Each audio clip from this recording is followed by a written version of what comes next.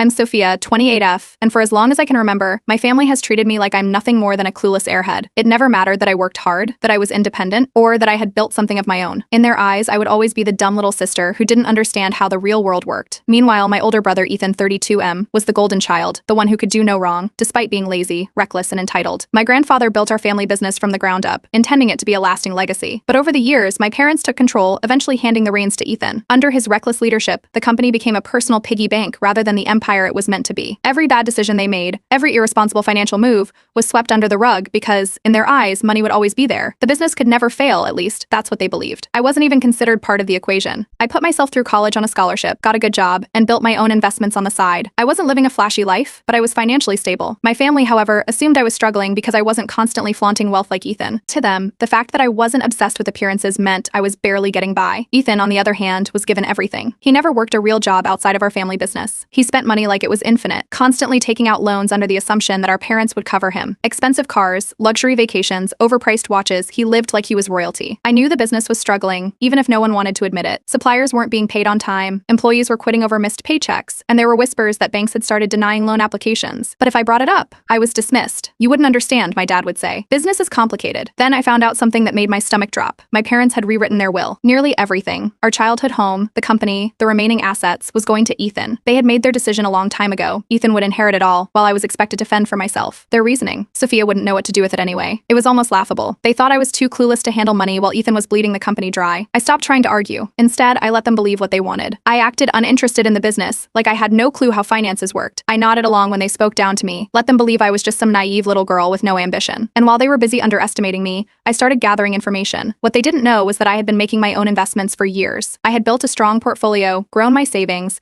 and positioned myself in a way that I didn't need their money. While they assumed I was struggling, I was actually in a better financial position than any of them. Then, a friend of mine who worked in finance confirmed my suspicions. The business was on the verge of collapse. Ethan had taken out massive loans under the company's name, defaulted on several payments, and had multiple pending lawsuits. The only reason it hadn't completely crumbled was that my parents were still desperately throwing money at the problem, hoping it would fix itself. But the banks had finally caught on. Ethan was getting rejected for loans left and right. The business was too risky, his personal credit was destroyed, and even private investors wanted nothing to do with him. That's when my parents started making little comments, not outright asking for money, because that would mean admitting they needed my help, but hinting at it. My mom mentioned how family supports each other. My dad talked about unexpected struggles and how it was important to stick together during tough times. Ethan, of course, didn't say a word. He was still operating under the belief that everything would work out for him in the end. Then, my parents hit me with a bombshell. They weren't just struggling, they were desperate. They finally admitted that they needed financial help.